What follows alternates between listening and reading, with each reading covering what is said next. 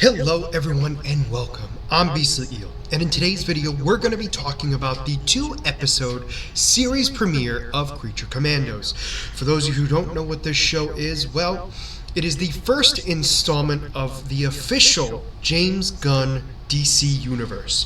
So we're going to see how well this goes. They only showed the first 2 episodes, obviously, and we're going to go heavily into detail. So the main premise of this, and it's talked about in the pretty much almost the very beginning of the first episode, is where they talk about why they're going to be using the people that are going to be used.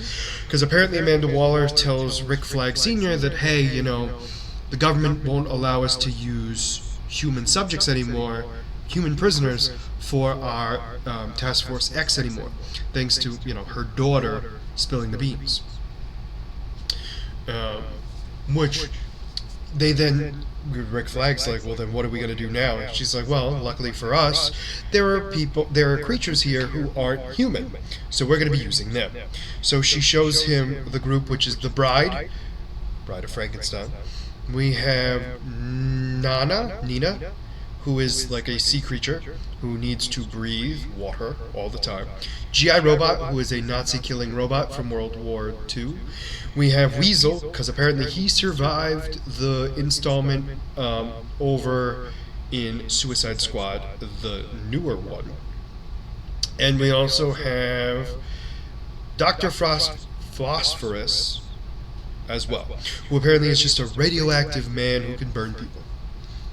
Waller shows off her skills with using the device that electrocutes all of them to stop them in their place. She explains to Flag that these are his soldiers now, and these are his new Suicide Squad. However, we're going to be calling it no longer Task Force X, we're going to be calling them Task Force M, aka Creature Commandos. So they take off. Apparently, the reason why they're teaming up to do anything is because Circe, the normal arch enemy of Wonder Woman, is trying to take over a country. And she's using a group of men who are calling themselves the Sons of Theraskama, and they're going to be taking over countries and eventually take over Theraskama itself. She's obviously, we don't see Theraskama at all, but it's not a big deal anyway. So they're going to go and try to take over this particular place.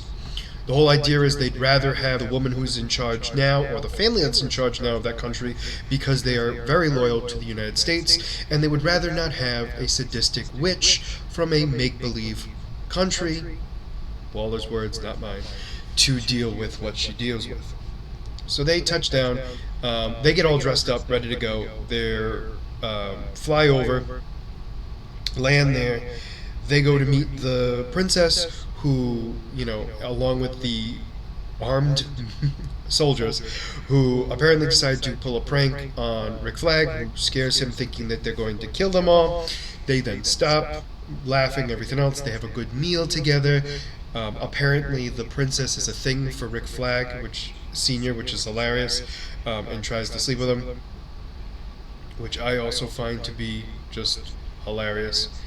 And we have the episode, I believe, ends with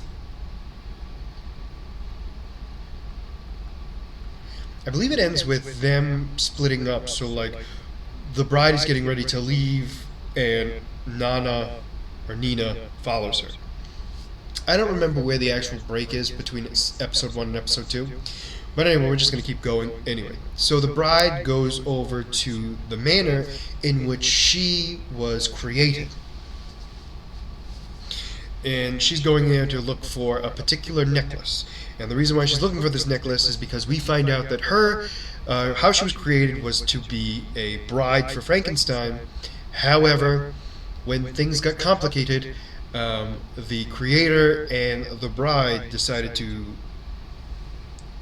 have fun together. Frankenstein finds out, kills the master, and now states that he and the bride can be together forever.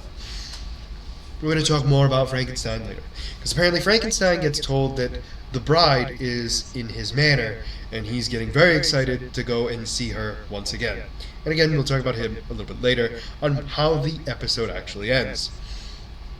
So in the house, we have the princess trying to get with Rick Flag, who he denies because he's like, this is an ethical issue, and denies her the pleasure of being with him, is the best way I'm going to put it.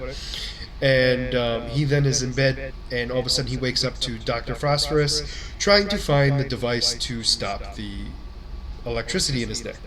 So they begin to fight. Rick Flag gets burnt a little bit. They burn. Dr. Phosphorus burns the room that Rick Flag's in, to the point where they fall into the kitchen. The fight continues. He defeats Dr. Phosphorus with the device in hand, and he was like, "Hey, you know what? I could have pressed that button whenever I wanted, but know that I'm not the only one that has the key. Waller obviously does too, and she'd make it in a painful, non-stop moment if she were ever to find out exactly what you just did here."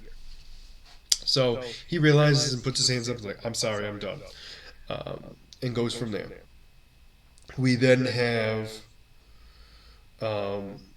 Rick Flag keeping it on him, and then the princess tending to his wounds, which turned to them having relations in the bathroom, which is a funny scene with Dr. Phosphorus, who was like, "We're going to wait a minute and allow them to finish, and we're going to just sit here and listen."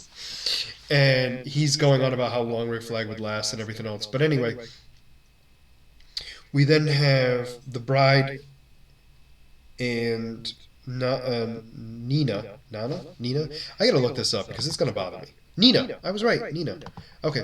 So Nina and her are together, and she's trying to get to know the bride better, and the bride's really not saying anything to her. But we learn more, obviously, about what the bride was all about and why she was created and blah, blah, blah. And then Cersei and her men find out where the Americans are.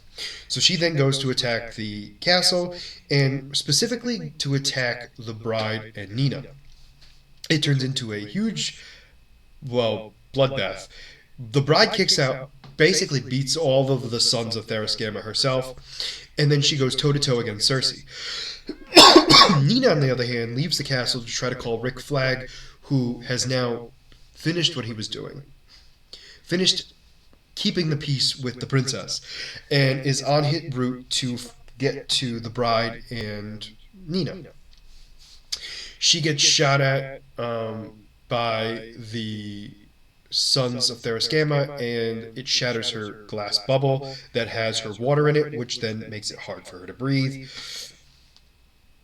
The bride is going toe-to-toe against Cersei, and they are really beating each other up pretty bad, to the point where then Cersei then turns the bride's arms into balloon animals, where she can no longer cause damage to Cersei, and then Cersei begins to beat up the bride and knock her off the pedestal.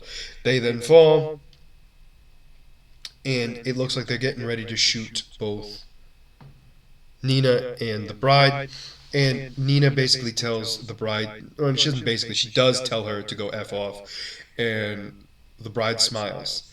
And that's how that part of the episode ends. So the way the episode really ends is we get to see what happened after the Frankenstein kills the creator.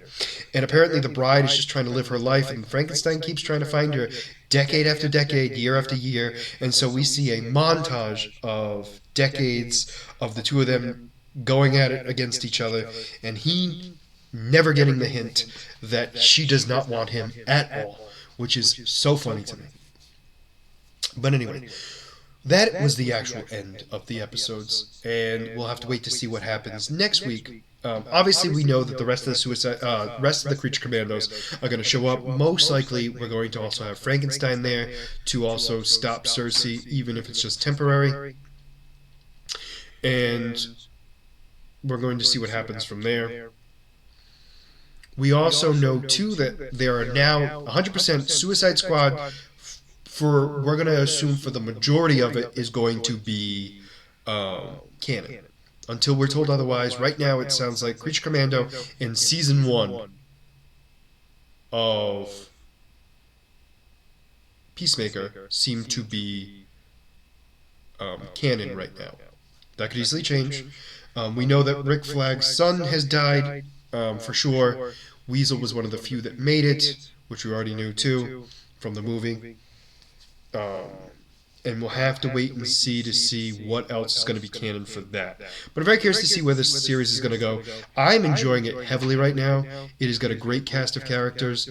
I'm very much enjoying it, and I'm very curious to see where the rest of the series is going to go. I mean, obviously Cersei is going to be the main villain.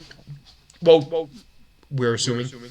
I'm saying it that way because they're making it seem that way, and I don't see any other reason why it wouldn't be. But who knows?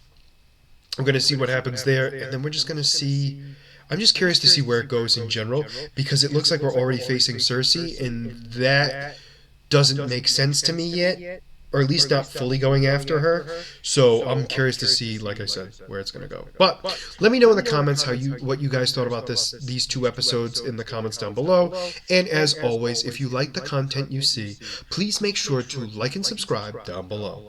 Other than that, this is going to be Beastly Eel signing out. Have a wonderful night. Bye-bye.